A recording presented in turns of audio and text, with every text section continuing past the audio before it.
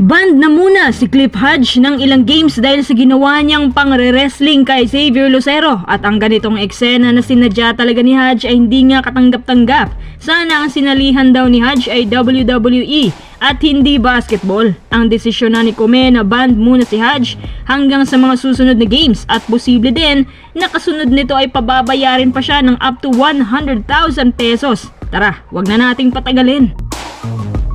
Hindi na nagawang pagtanggol ng Meralco ang ginawa ni Cliff Hodge kay Lucero sa nangyari sa huling quarter. Sa 2 minutes and 16 seconds na lang natira, sinubukan ni Hodge i-foul si Lucero pero parang hindi nga lang maganda ang nagiging tackle niya.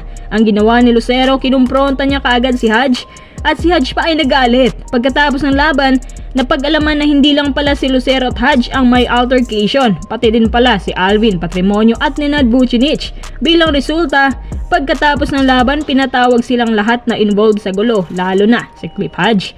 Mabigat ang desisyon ng PBA kay Hodge dahil hindi muna siya makakalaro sa mga susunod na games at may fine din siya na haharapin. Meron din siyang mga warning galing kay Kome na kapag inulit pa niya ang mga ganitong eksena, matutulad na kay Calvin Abueva ang sinapit niya nung na-indefinite ban nito. Alam niyo naman ang karumal-dumal at sinadya din talaga ni Calvin ang bagay na yon dahil sobrang frustrated sa laban. Ganon din ang nakikita ko kay Cliff Hodge. Dahil sa 20-point lead ng Magnolia Hotshots, parang nagiinit ng ulo niya at parang binuhos niya dyan sa play ni Lucero na hot shooting din ng labang yon. Tsaka hindi lang Magnolia ang pinroblema ng Meralco, pati din yung sunod-sunod na talo nila at ang pagbagsak din nila sa standings. So naghalo-halo na lahat yan. Alam naman natin na hindi lang isang beses nangyari yan kay Cliff Hodge. Kahit pa nga hindi siya frustrated, ganun yung ginagawa niya sa iba, lalo na kapag isa ka sa mga bumibida gaya ni Kit Jimenez. Sinabi niya na hindi daw niya sinadya na natamaan ng mata nito, pero klarong-klaro naman sa replay na sinadya. Nagka-eye injury tuloy si Kit at eventually napaupo ng matagal sa bench at tuluyan na ring nasira ang karera niya. Kaya nga ayaw na ayaw yan ni Coach Yeng. In fairness naman, yan ang specialty ni Hodge, yung sobrang hyper na defender. Yan yung pinapantapat nila kay Calvin, pero masasabi ko na mas hyper lang talaga itong si Cliff Hodge.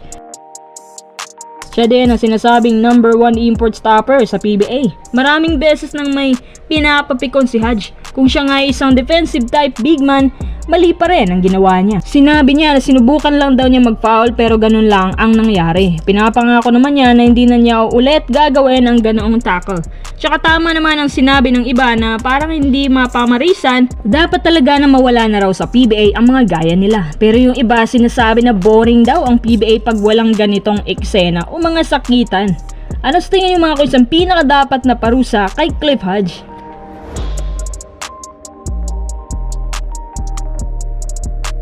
Kevin Ferrer, bagong target na big man na makuha ngayon ng big teams, lalo na ang Magnolia. Dahil sa kanyang performance last game, kahit talo sila pero successful niyang na-flex ang kanyang shooting. Kasi kahit nung nasa Ginebra pa siya, ganyan talagang laro ni Ferrer. Isang shooter type big man na parang mala Arvin Tolentino din, kaso nga lang sobrang injury prone kaya binitawan. Pinapabawasan na raw sa kanya ang kanyang timbang dahil bawal nga ma-overweight dahil injury prone. Siya ay nakakuha lang naman ng 13 points laban sa NLEX. Si Kevin Ferrer, subok na shooter na yan kahit nung nasa Ginebra pa. Hindi lang masyado nabibigyan ng good minutes, kaya pinamigay na lang sa Northport kasama si Jervy Cruz. Si Jervy Cruz naman ngayon, naglalaro na sa MPBL. Si Kevin Ferrer sinusubukang buhayin ang karera sa PBA sa pamamagitan ng good performance niyang to. Kapag may kumuha sa kanya na alinmang team, bagay si Ferrer dyan. Medyo pas lang talaga yung ibang teams pagdating sa kanyang depensa kasi ingat na rin siya sa kanyang mga galaw. Bilang injury prone, 6'5" undersized big man, once na si Kevin Ferrer, umandar ang pulso, ibang klase din. Hindi lang ako sigurado sa ngayon kung consistent ang shooting niya after gumaling na siya sa kanyang injury. Pero kapag nagtutuloy-tuloy, tiyak hindi na rin magtatagal si Kevin Ferrer dyan kasama ni Stanley Pringle. Or kung bibili na ito, sa kanila magbubuo ng bagong core under sa bagong coaching staff.